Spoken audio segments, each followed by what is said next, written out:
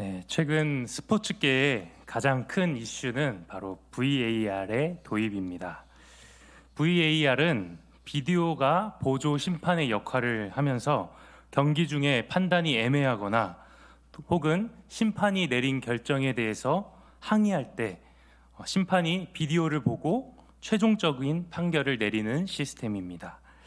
작년 11월과 12월 열렸던 월드컵에서도 VAR로 인한 논란이 벌어졌습니다. 한번 사진을 보여주시겠습니까? 혹시 이 장면을 기억하시나요? 일본이 스페인을 꺾으면서 16강에 진출을 확정지은 그 역전골 직전의 장면입니다. 그런데 여기에 공을 보고 공이 나갔느냐 아니면 나가지 않았느냐, 이것에 대한 논란이 벌어졌습니다. 성도님들은 어떻게 보시나요? 공이 나간 것 같이 보이죠? 다른 사진을 한번 보여주십시오. 이 사진은 맨 위에서 보여진 사진인데요. 똑같은 사진을 다른 각도에서 찍은 사진입니다. 이 장면에서는 어떻게 보이시나요? 한번 클릭을 한번 해주시겠습니까? 네.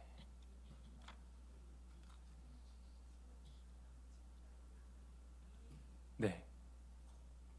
지금 이 자리에서도 논란이 이뤄지고 있습니다. 네, 심판은 이 공이 완전히 밖을 나가지 않았다고 선언했습니다. 이번 월드컵에서 VAR을 통해서 많은 사람들은 사람의 눈이 불완전하다라는 사실을 다시 한번 깨닫게 되었습니다. 그런데 만약에 월드컵 경기와 같은 이 세계적인 축구 경기에서 VAR은커녕 심판도 없이 선수들끼리 경기를 한다고 생각을 해봅시다.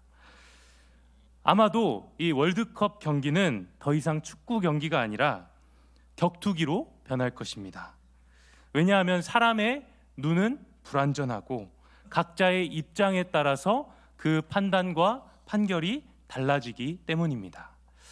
오늘 우리가 함께 살펴볼 이 사사기 시대, 이러한 불완전한 인간의 눈을 기준으로 삼았던 시대였습니다. 삶의 절대적인 심판이 없이 모두가 자신의 경기에 심판이 되어 살아가고 있던 시대가 이 사사 시대였습니다. 과연 그 결과는 어떠했을까요? 오늘 함께 사사기 17장의 말씀을 통하여서 오늘날 우리의 신앙의 삶 가운데에 도전이 되는 귀한 시간 되기를 바랍니다. 17장은 미가에 대한 소개로 시작되고 있습니다. 17장 1절에 에브라임 산지에 미가라 이름하는 사람이 있더니, 미가의 원래 이름은 미가 예후입니다. 미가 예후의 줄임말이 미가입니다. 미가 예후라는 뜻은 여호와와 같은 자가 누구인가, 이런 뜻을 가진 이름이었습니다. 쉽게 말해서 여호와와 같은 이가 없습니다 하는 이 고백이 담겨져 있는 이름이 미가 예후였다는 것입니다. 그런데 과연 미가의 삶은 그 이름의 뜻처럼 하나님의 거룩함을 나타내는 삶을 살았을까요? 우리는 2절을 통해서 미가의 삶이 그의 이름과는 전혀 상관없는 삶을 살았다는 것을 볼 수 있습니다. 사사기 17장 2절 말씀, 그의 어머니에게 이르되 어머니께서 은 1,100을 잃어버리셨으므로 저주하시고 내 귀에도 말씀하셨더니 보소서 그 은이 내게 있나이다. 내가 그것을 가졌나이다 하니 그의 어머니가 이르되 내 아들이 여호와께 복받기를 원하노라 하니라. 어느 날 미가의 어머니가 은 1,100개를 잃어버렸습니다. 단순히 어딘가에 잃어버린 것을 까먹고 잃어버린 것이 아니라 누군가에게 도둑을 맞았다는 것이 확실했기 때문에 미가의 어머니는 이 은을 훔쳐간 도둑을 향해서 저주를 퍼부었습니다. 얼마나 심하게 저주를 퍼부었는지 돈을 훔쳐갔던 범인이 도로 어머니께 돈을 가져왔습니다. 그런데 이 은을 훔쳐갔던 그 범인 도둑이 누구였을까요? 바로 그의 아들 미가였습니다. 아들이 어머니의 돈을 훔쳐간 것이죠. 혹 성도님들의 가정에서도 자녀가 지갑에 손을 댔던 일을 경험하셨던 분들이 있을지 모르겠습니다. 제가 어렸을 때 저희 집에서도 이런 일이 일어났습니다. 제가 누구라고는 말 못하겠지만 제가 초등학교 한 4학년 때쯤 저희 집에 저보다 어린 친구 한 명이 있는데 어머니 지갑에 손을 댄 것입니다. 당시 초등학교 앞에서는 최불암 시리즈, 만드기 시리즈 같은 초등학생에게는 전혀 유익함 없는 책들을 팔고 있었습니다. 그런데 이 장사꾼들의 상술이 얼마나 대단했던지 그냥 책을 팔면 아무도 안 사갈 것이 뻔하니까 책을 사면 게임기를 같이 주는 일명 끼워 팔기로 상술로 책을 팔았습니다. 이 상술에 저희 집에 저보다 어린 그 친구가 넘어간 것이죠. 게임기는 너무 갖고 싶은데 돈이 없으니 결국 어머니 몰래 훔쳐간 5,000원으로 책을 샀습니다. 그런데 게임기를 켜보기도 전에 바로 그날 저에게 들킨 것입니다. 저는 사명감에 불타서 어머니에게 이 사실을 알렸습니다. 과연 어떤 일이 벌어졌을까요? 조금 속된 표현으로 그 친구는 뒤지게 맞았습니다. 네. 어머니에게 일러 바친 제 자신이 미안해질 정도로 많이 혼났습니다. 그런데 그 덕분에 그 친구는 바르게 자라날 수 있었습니다. 어머니가 자녀가 부모의 지갑에 손을 대었을 때 그 액수의 크기와는 상관없이 부모는 그 잘못에 대하여 따끔하게 다시는 이런 일이 없도록 혼을 낼 것입니다. 그런데 미가의 어머니는 자신의 아들이 은 1,100개를 도둑질했다는 사실을 알았을 때 어떤 반응을 보이는지 17장 2절을 다시 한번 보시기 바랍니다. 내 아들이 여호와께 복받기를 원하노라. 미가를 혼내기는커녕 오히려 축복합니다. 일반적인 부모의 반응과는 다릅니다. 어떻게 방금 전까지 살벌하게 저주했던 저주의 대상이 순식간에 축복의 대상이 될 수 있었을까요? 그 이유는 미가의 어머니가 하나님을 사랑하기보다 자신의 아들을 더 사랑했기 때문입니다. 하나님의 축복은 자신의 아들을 위한 존재라는 것을 이 어머니는 그렇게 하나님의 축복으로 여겼습니다. 우리 가운데도 이러한 삶이 있지 않습니까? 이러한 모습이 있지 않습니까? 제가 담당하는 중등부 학생들 또 청소년 아이들만 보아도 그렇습니다. 시험 기간이 되면 출석률이 아주 저조합니다. 교회가 아니라 학원에 가 있습니다. 수능과 대학 입시를 준비하는 수험생들은 어떻습니까? 우리 안에도 미가의 어머니와 같은 이 마음이 있다는 것입니다. 자식이 잘 되길 원하는 마음, 자식이 성공해서 나를 좀 호강시켜주고자 하는 마음, 좋은 대학, 좋은 직장에 들어가서 남들에게 좀 자랑하고 싶은 마음, 이러한 마음이 하나님을 사랑하는 마음보다 더 크게 자리 잡고 있다는 것입니다. 문제는 이렇게 시험 기간 혹은 입시 기간에만 한두 번 예배를 빠질 것으로 예상했는데 한두 번 빠진 자녀들은 부모님의 예상과는 다르게 시험이 끝나고도 다시 예배의 자리에 나오는 경우가 거의 없다는 것입니다. 우리 눈에는 시험 기간 동안에만, 입시 기간 동안에만, 취직하기 전까지만, 결혼하기 전까지만, 손주들이 좀 클 때까지만 이렇게 마냥 기다리기만 하는 이것이 답이라고 생각할 때가 있지만 어쩌면 이것은 복음을 들을 기회를 저버리는, 복음을 들을 기회를 사라지게 만드는 것일 수 있다는 것입니다. 우리의 자녀가 하나님이 허락하신 축복임을 믿고 고백하신다면 그리고 자녀들을 신앙 안에서 기르기 원하신다면 좋은 대학, 좋은 직장에 들어가는 이 성공보다 자녀들이 하나님을 만나고 하나님을 사랑하는 신앙의 성공을 위하여 기도하시기 바랍니다. 그러기 위해 자녀들에게 신앙의 본을 보이는 성도님들 되시기를 바랍니다. 자녀의 성공과 축복을 위한 이러한 신앙의 태도는 우리의 자녀들을 망가뜨릴 뿐만 아니라 오히려 우리의 신앙까지 변질시킬 수 있습니다. 사사기 17장 3절엔 이렇게 말씀합니다. 미가가 은천백을 그의 어머니에게 도로 주매 그의 어머니가 이르되 내가 내 아들을 위하여 한 신상을 새기며 한 신상을 부어 만들기 위해 내 손에서 이 은을 여호와께 거룩히 드리노라. 그러므로 내가 이제 이 은을 내게 도로 주리라. 미가의 어머니에게 하나님은 그저 축복을 내려주는 우상과 같은 존재였습니다.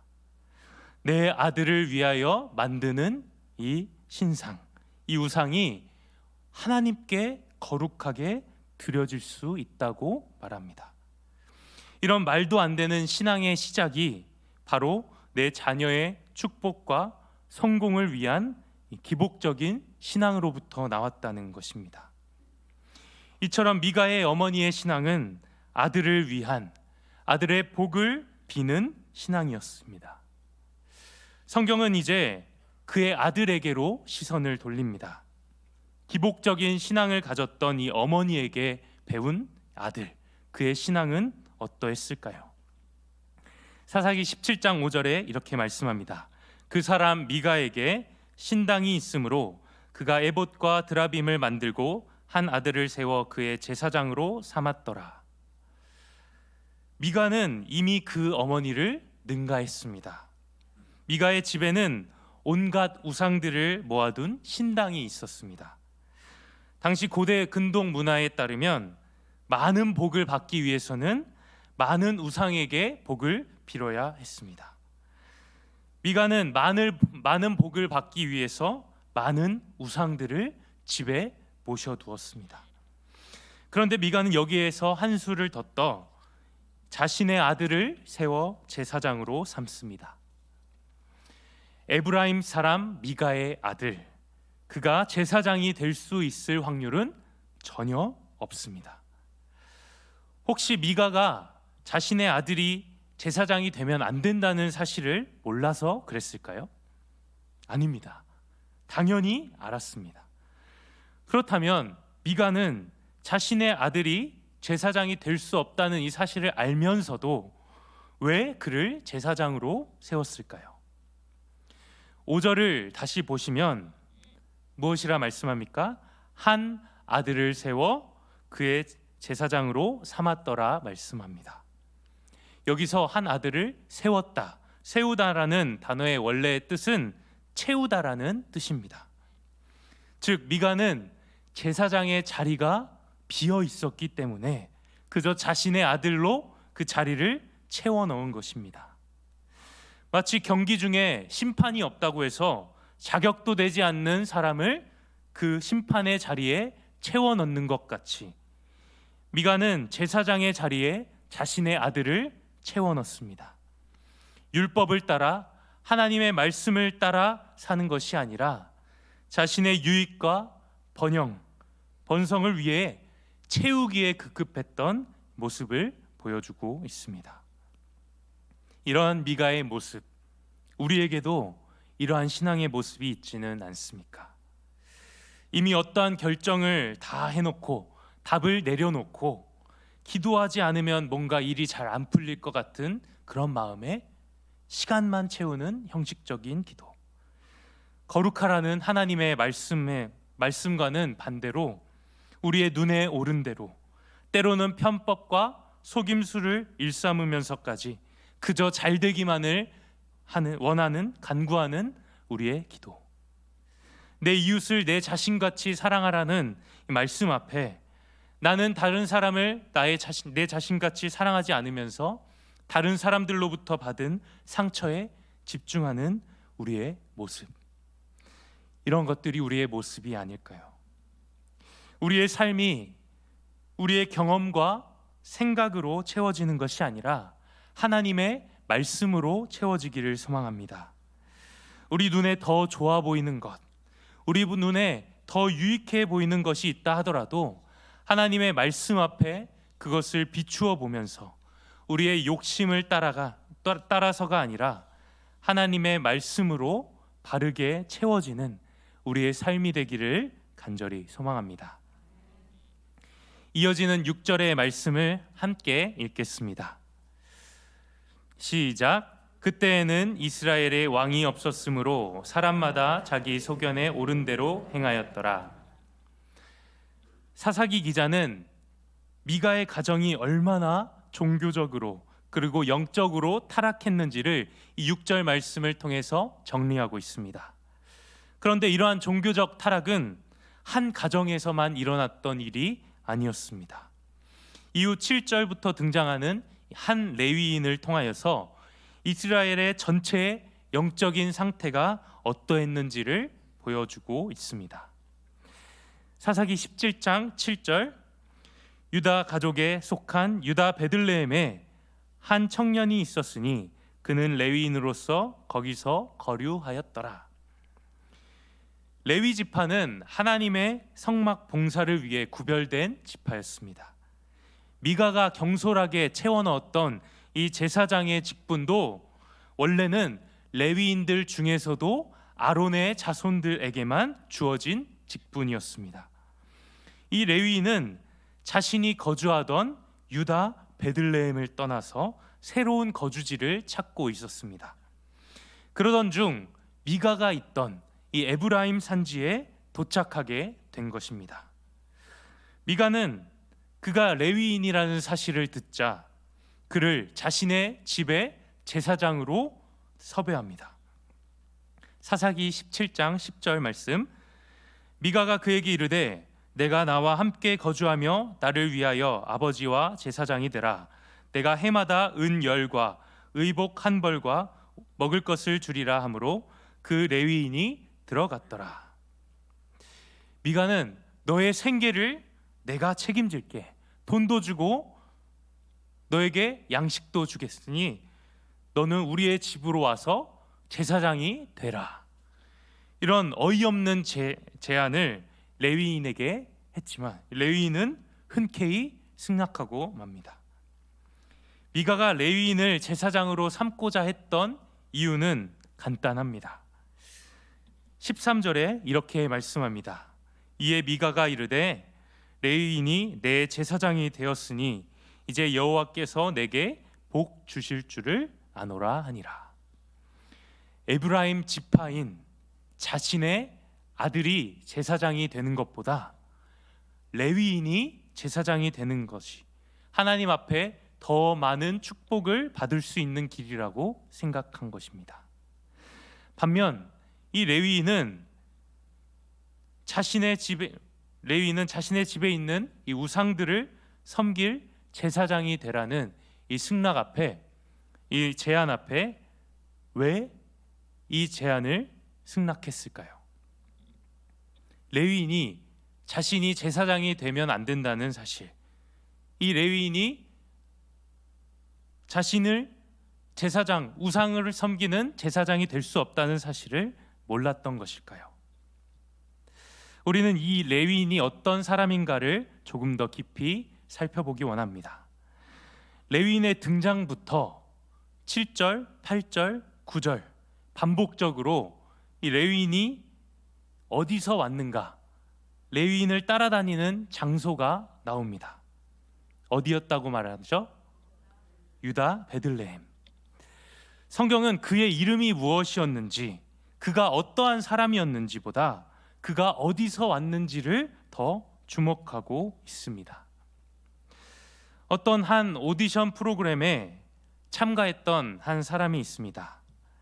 그는 자신이 왜 이 오디션 프로그램에 참가했는지, 자기가 잘하는 것이 무엇인지를 인터뷰하는데 이 심사위원들이 그의 말을 도무지 알아들을 수 없는 것입니다. 분명 한국말로 막 하고 있는데 심사위원이 그 참가자의 말을 알아듣기 어려웠다는 것이죠. 그러던 중 어디서 왔냐는 질문에 이 참가자가 저 중국 사람입니다 라고 말합니다. 그제서야 이 심사위원들은 모두 납득한 얼굴로 그럼 한국에 오신 지 얼마나 되셨어요? 라고 물었습니다. 그러자 이 참가자가 대답했습니다. 아니요, 저 충북 사람입니다. 네. 이처럼 이 레위인이 유다 베들레헴에서 왔다는 이 사실 하나만으로도 그가 어떠한 사람인지를 확실하게 알려줄 수 있었기 때문에 성경은 그가 유다 베들레헴에서 왔다는 것을 강조하고 있습니다. 그렇다면 도대체 유다 베들레헴이 어떤 곳이기에 성경은 이토록 유다 베들레헴에 집중하고 있는 것일까요? 여호수아 후반부에는 정복 전쟁이 끝난 다음 이스라엘 백성들이 각 지파별로 그들의 땅을 분배받는 장면이 나옵니다. 그런데 이때 유일하게 땅을 분배받지 못하는 지파가 바로 레위 지파였습니다. 성경은 그들이 땅을 받지 못하는 이유, 땅을 받지 않는 이유가 하나님께서 그들의 기업이 되시기 때문이라고 말씀합니다. 그렇다면 하나님께서 어떻게 실제적으로 그들의 기업이 되실까요? 바로 그들에게 거할 장소를 주시고 먹을 양식을 주심으로 하나님이 그들의 기업이 됨을 잊지 않게 하셨습니다. 하나님께서는 이스라엘 땅 중에 48곳, 48성읍을 정하여서 레위인들을 그곳에 거주하게 하셨습니다. 그리고 레위인들은 그 성읍에 거주하면서 백성들에게 하나님의 말씀을 가르치며 실질적으로 그들의 삶이 하나님의 말씀대로 살아갈 수 있도록 돕는 이 사명을 받았습니다. 신명기 14장 27절 내 성읍에 거주하는 레위인은 너희 중에 분깃이나 기업이 없는 자이니 또한 저버리지 말지니라. 그들을 저버리지 말라는 이 말씀에 근거하여 레위인을 돕는 방법, 그 방법이 민수기 18장 21절에 나옵니다. 내가 이스라엘의 11조를 레위 자손에게 기업으로 다 주어서 그들이 하는 일, 곧 회막에서 하는 일을 갚나니. 백성들이 하나님께 바친 소산의 10분의 1, 이 11조가 레위인의 것이 되었습니다. 즉 레위인은 백성들의 11조를 통하여 먹고 살 수 있었습니다. 이것은 하나님께서 레위인의 기업이 되는 아주 구체적인 방법이었던 것입니다. 그런데 본문에 등장하는 레위인이 거주했던 유다 베들레헴, 놀랍게도 이 장소는 하나님이 정하신 48성읍에 포함되지 않는 곳이었습니다. 아마도 처음부터 이 레위인이 베들레헴에 거주했던 것이 아니라 원래는 하나님이 정하신 성읍 중 한 성읍에 거주하였다가 베들레헴으로 옮겨졌다고 보는 것이 더 적절할 것입니다. 이 당시에 이미 땅을 분배받았기 때문에 더 이상 거처를 옮기는 일은 매우 드문 일이었습니다. 더군다나 이 레위인이 하나님이 정하지도 않으신 유다 베들레헴으로 거처를 옮겼다는 사실은 더더욱 이해할 수 없는 일이었습니다. 그렇기에 이 사실은 이 레위인이 어떤 사람인지, 그리고 이 시대가 영적으로 얼마나 심각하고 악한 세대였는지를 말해줍니다. 그렇다면 이 레위인이 굳이 자신이 살던 곳을 버리고 베들레헴으로 간 그 이유는 무엇이었을까요? 앞서 하나님께서 레위인의 기업이 되는 아주 구체적인 방법 중 하나가 이 백성들의 11조라고 했습니다. 즉 레위인이 백성들이 11조 하나님께 드리는 이 11조가 드려져야지만 먹고 살 수 있었던 것이죠. 그러나 자기 눈에 오른 대로 살았던 이 시대에 더 이상 소산의 10분의 1을 하나님께 드리는 백성은 찾아볼 수 없었습니다.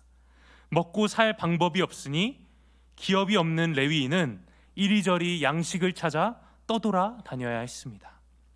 이제는 백성들에게 하나님의 말씀을 전하며 살아가는 삶이 아니라 자신의 생계를 위해 새로운 거처를 찾아야 하는 모습을 레위인을 통하여 볼 수 있습니다. 결국 이 사사기 17장은 하나님이 정하신 곳에서 하나님의 말씀을 백성들에게 가르쳐야 할 이 레위인이 미가의 집에 들어가 우상을 섬기는 개인 제사장이 된 것으로 이야기가 끝이 납니다. 이처럼 하나님의 말씀대로 살지 않던 백성들은 소산의 10분의 1을 하나님께 드리지 않았고, 그로 인해 레위인들의 생계는 위협을 받았습니다. 말씀 연구와 가르침에 집중하기보다 그들의 생계에 집중하며 먹고 살기 급급해하는 하나님의 말씀을 저버리는 악순환이 계속해서 일어난 것입니다. 하나님의 부재, 말씀의 부재는 모든 백성들로 하여금 하나님이 정하신 그 삶의 방식을 벗어나게 한 것입니다.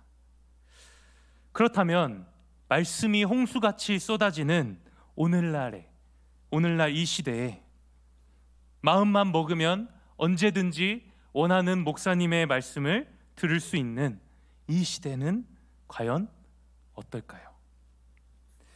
과연 사사시대보다 더 나은 시대라고 말할 수 있을까요? 백성들에게 말씀을 가르치고 지키게 해야 했던 이 레위인의 모습은 오늘날 목회자의 모습과 흡사합니다. 그런데 오늘날 목회자들의 삶을 한번 보시기 바랍니다. 우리나라의 미자립 교회가 얼마나 많습니까?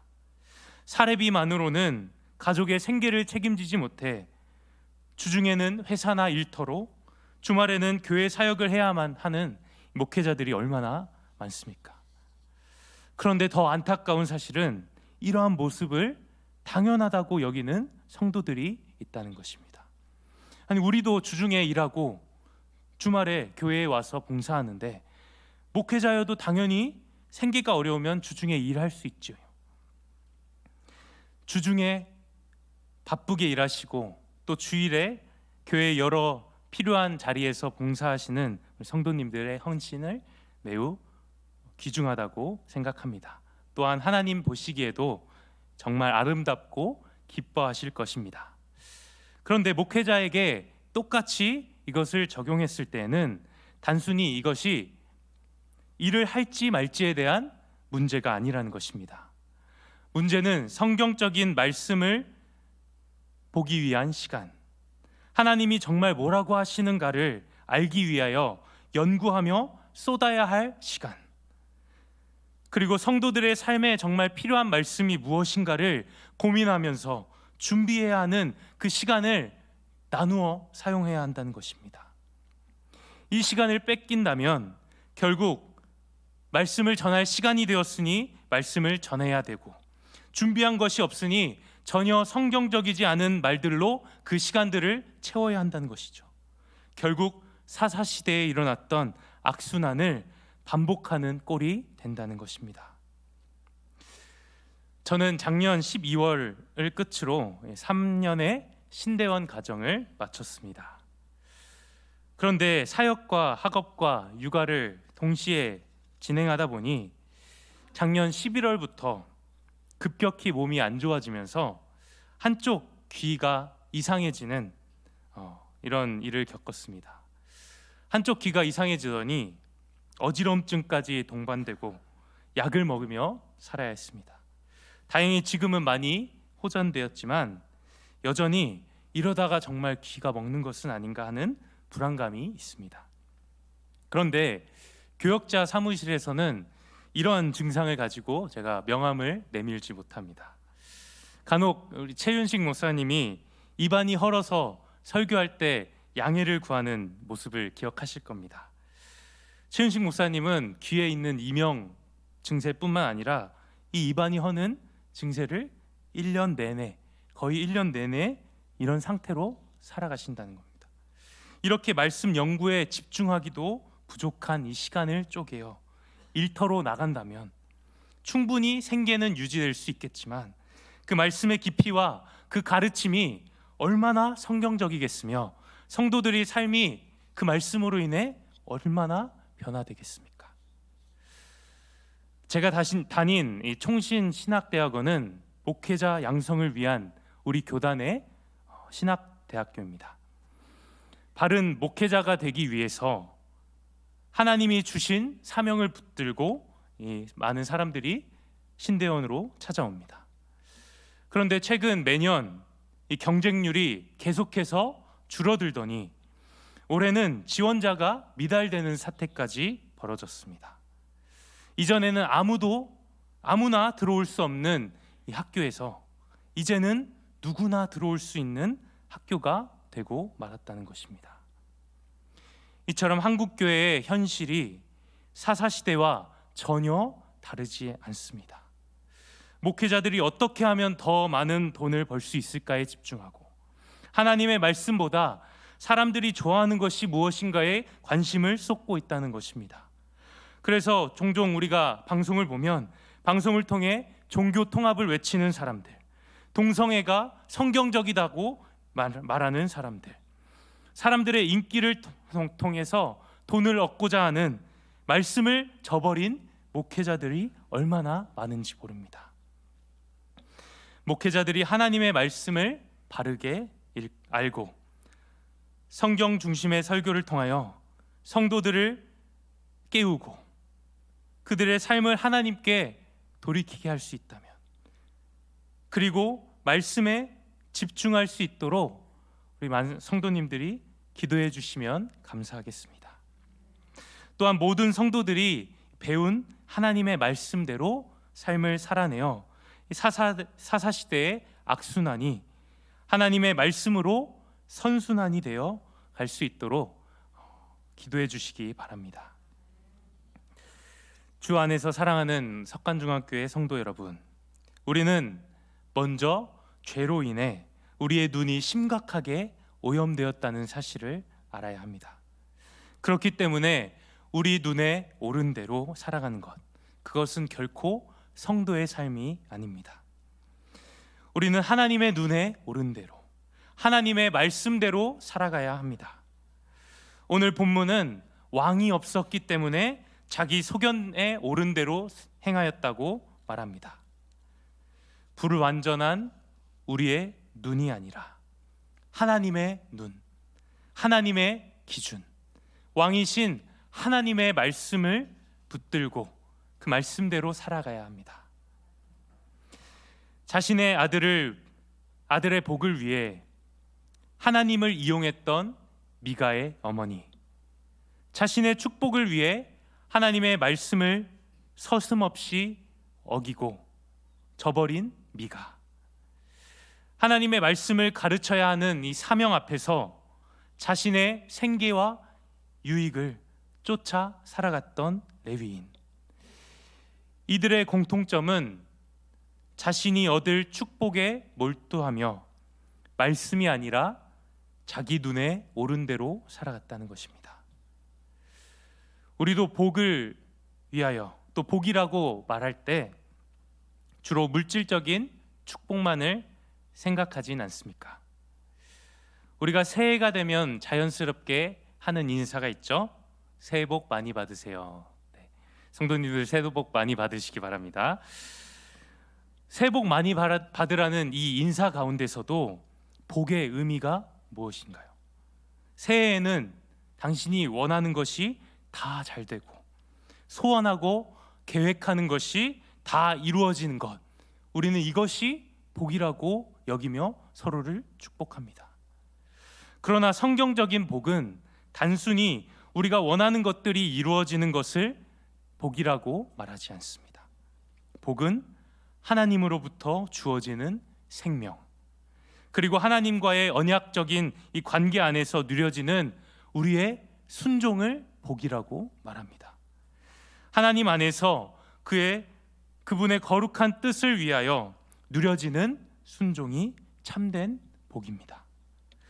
태초에 하나님께서 천지를 창조하시고 흙으로 사람을 지으시고 그 코에 생기를 불어넣으시며 아담은 하나님과의 이 친밀한 관계 안에서 하나님이 허락하신 하나님의 나라를 누리고 하나님의 나라를 안에서 다스리며 하나님의 명령에 순종하는 것, 하나님의 말씀에 순종하는 것이 아담이 누렸던 최고의 복이었습니다. 성도님들, 2023년 새해 복 많이 받으시기 바랍니다. 자녀들이 잘 되고 물질이 많아지는 우리 눈에 옳게 보이는 복이 아니라 진리의 말씀 위에 바로 서서 생명의 삶을 누리며 하나님과의 친밀한 관계 안에서 그 말씀에 순종하며 살아가는 복을 누리시는 우리 석관중학교의 모든 성도님들 되기를 간절히 소망합니다. 기도하겠습니다. 하나님 아버지, 감사합니다. 영적 암흑기였던 사사시대를 통하여 우리 눈에 오른 대로가 아니라 하나님의 말씀대로 살아가야 함을 다시 한번 깨닫게 하시니 감사합니다. 오늘날 이 시대에도 하나님을 왕으로 모시지 않고 때때로 우리의 생각과 경험에 옳게 보이는 대로 살아갔던 우리의 모습을 다시 한번 되돌아보며 회개합니다. 우리가 오직 하나님의 말씀을 배우고 올 한 해 그리고 평생을 하나님의 말씀에 근거한 삶을 살게 하여 주시옵소서. 주의 말씀을 읽고 듣고 배우며 말씀대로 살아가는 주의 백성 되게 하여 주시옵소서. 예수님의 이름으로 기도합니다. 아멘.